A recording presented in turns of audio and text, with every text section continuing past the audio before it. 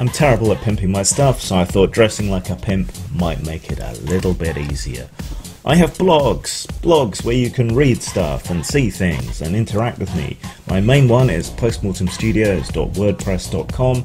My writing one and sort of diary blog is over at talesofgrim.wordpress.com. Hope to see you there.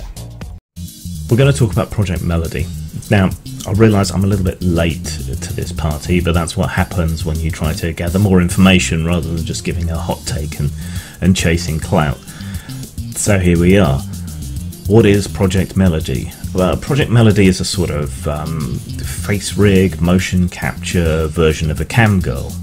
Camgirls are women, though you do find men and all points in between on these services as well, who in exchange for money will perform certain acts in front of the camera, or strip in front of the camera, or whatever else. Couples do it too, you can imagine. So basically you go to one of these sites, you exchange money for tokens, you tip the girls tokens, and they'll set certain sort of boundaries for when and what happens, and you can earn a pretty good living off it.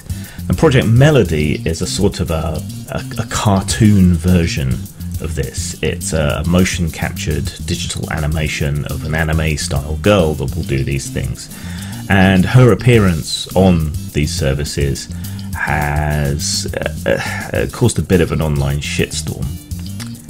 I think people could do with being a bit more sympathetic to the women whose business and industry is being disrupted. After all, it's not nice for anybody when you find yourself being replaced by a cartoon.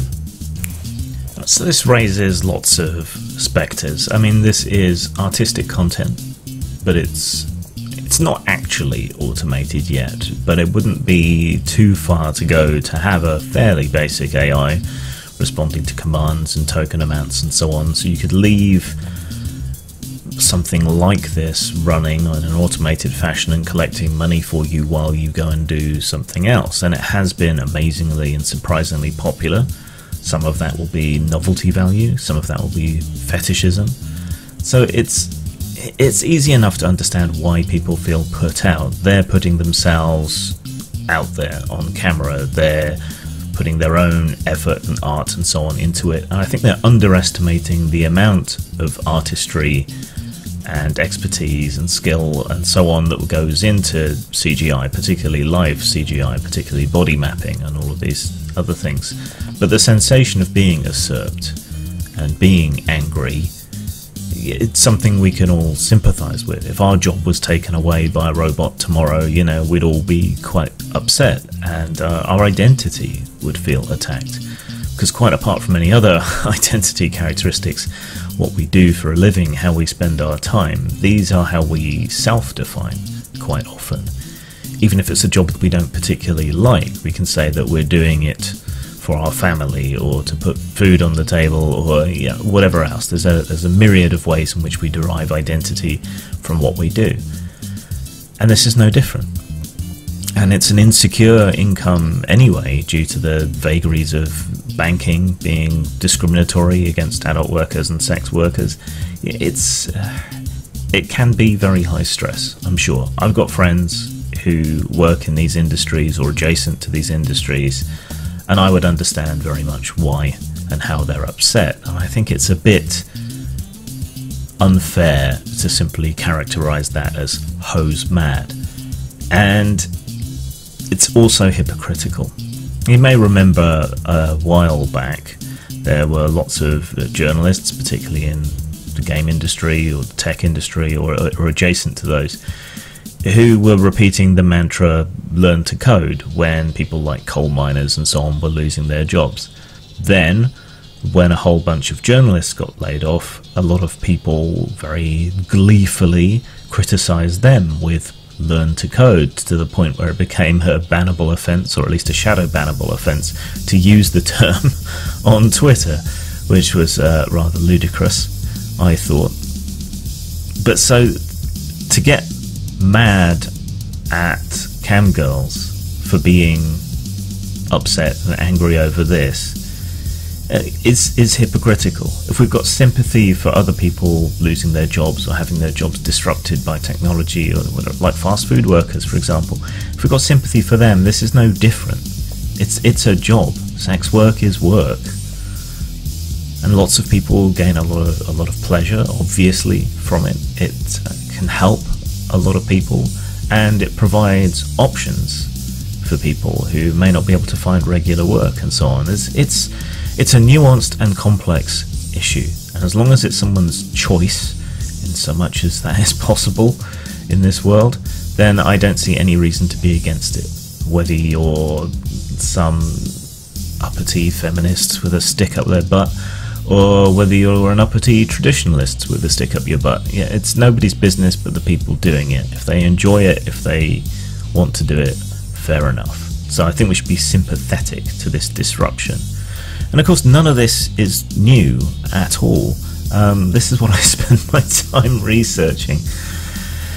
There have been forms of online prostitution, much of which has taken place through an anonymizing filter for a very long time. If you go back to IRC and other chat programs, people were selling cybersex on there. If you go back to news groups, people and couples there were posting up images of themselves doing things and then taking checks in exchange for money. If you go back and you look at the archives of news groups, which is what I've been doing, you can find this kind of behaviour going on there, and there's no guarantee that the person behind those accounts was ever actually a woman or anything else, and the same goes for the text sex.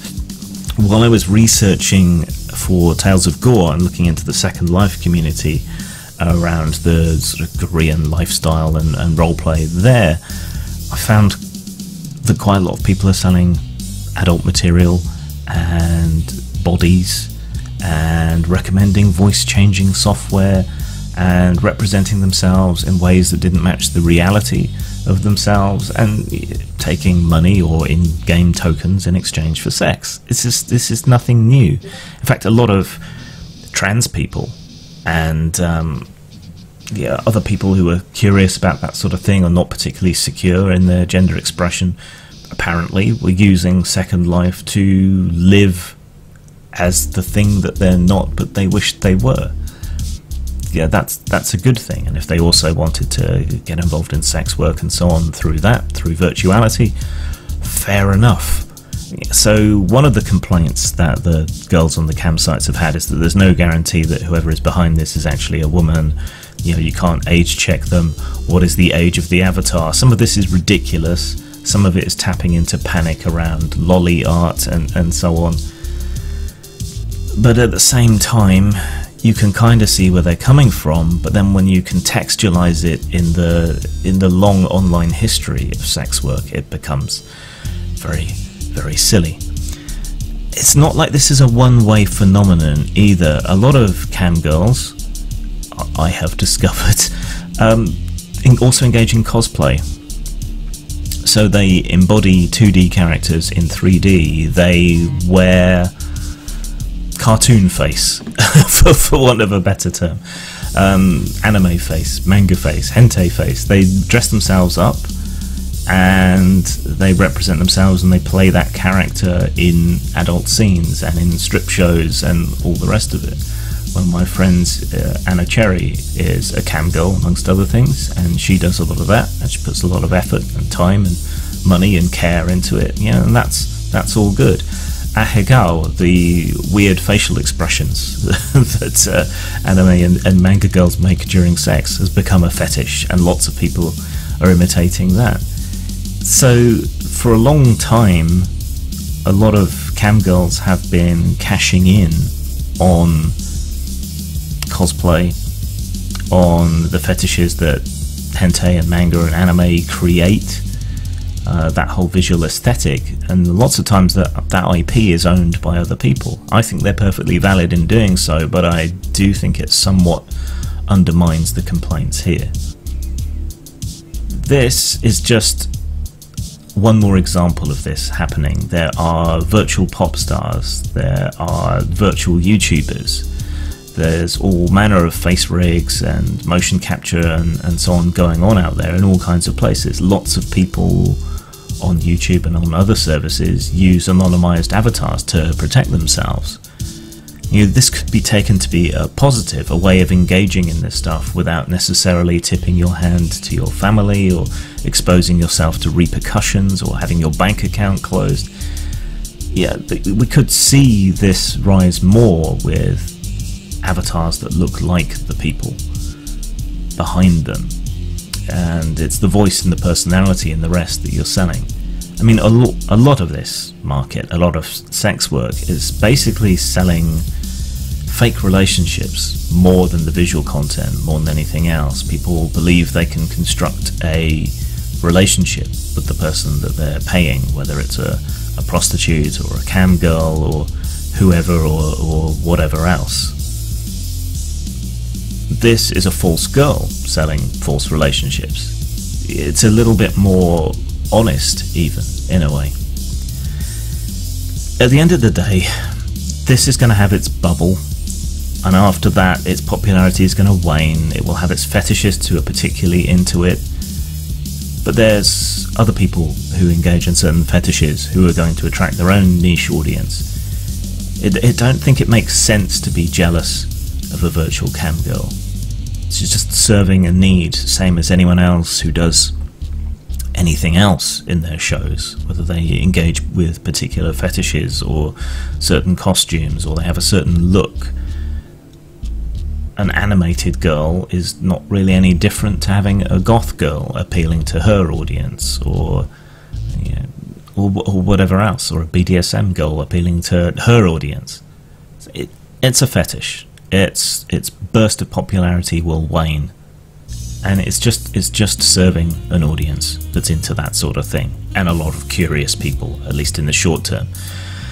So let's have a little bit of sympathy for the camgirls. Let's not just hose mad and leave it at that. They have good reasons to feel insecure and threatened and at risk, just as anyone else would if their work was disrupted, and many people's work has been disrupted.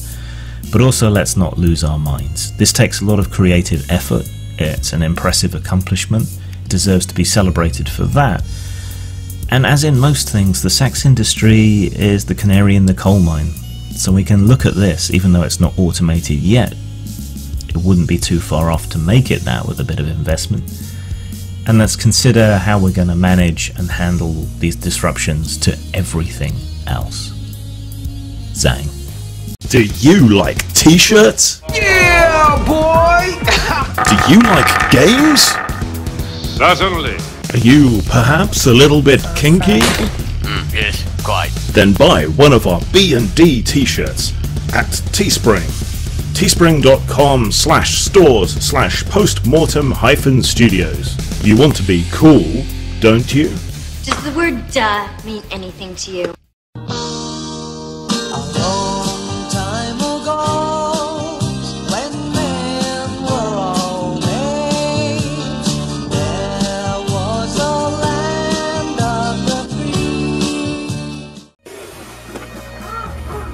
What happened today? See, I don't like the, I have, okay, like a lot of you, I hate a lot, you know?